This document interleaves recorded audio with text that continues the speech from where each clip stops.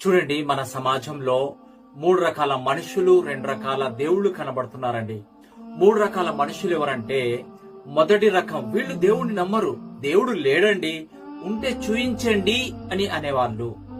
వీళ్లకు నాస్తికులు అని అంటారు.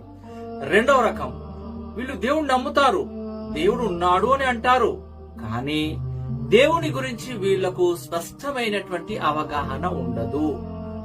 ఎందుకంటే వీళ్ళు ధార్మిక గ్రంథాల పారాయణం చెయ్యరు, ఆధ్యాత్మిక గ్రంథాలని చదవరు. మా పెద్దలు చేశారు కాబట్టి మేము చేస్తున్నాం, వాళ్ళు నమ్ముకున్నారు కాబట్టి మేము నమ్ముకున్నాం, వాళ్ళకు లాభం జరిగిందండి, మాకు కూడా లాభం జరుగుతుందని ఇలా ఒకరిని చూసి ఒకరు ఆచరించుకుంటూ ముందుకెళ్లే వాళ్ళు, వీళ్లను ఆస్తికులు అని అంటారు. ఇక మూడో రకం వీళ్ళు దేవుణ్ణి నమ్ముతారు, దేవుడు ఉన్నాడు అని అంటారు, మరియు వీళ్లకు దేవుని గురించి స్పష్టమైనటువంటి అవగాహన ఉంటుంది. దేవుని యొక్క లక్షణాల గురించి, దేవుని యొక్క శక్తి సామర్థ్యాల గురించి వీళ్లకు తెలిసి ఉంటుంది.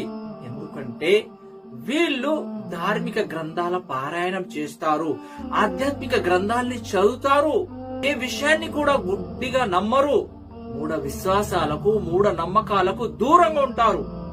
మీరు ఈ ముగ్గురిలో నుంచి ఏ కోవకు చెందిన వారో మీరు మీ ఆత్మ పరిశీలన చేసుకోండి. ఇక 2 రకాల దేవుళ్ళంటే, మొదటి రకం మనుషుల్ని తయారు చేసిన దేవుడు. అంటే ఈ సృష్టి ఆరంభం నుంచి సృష్టి లయమయ్యేంత వరకు పుడుతున్నటువంటి వారందరినీ మాతృ గర్భంలో తయారు చేస్తున్న దేవుడు.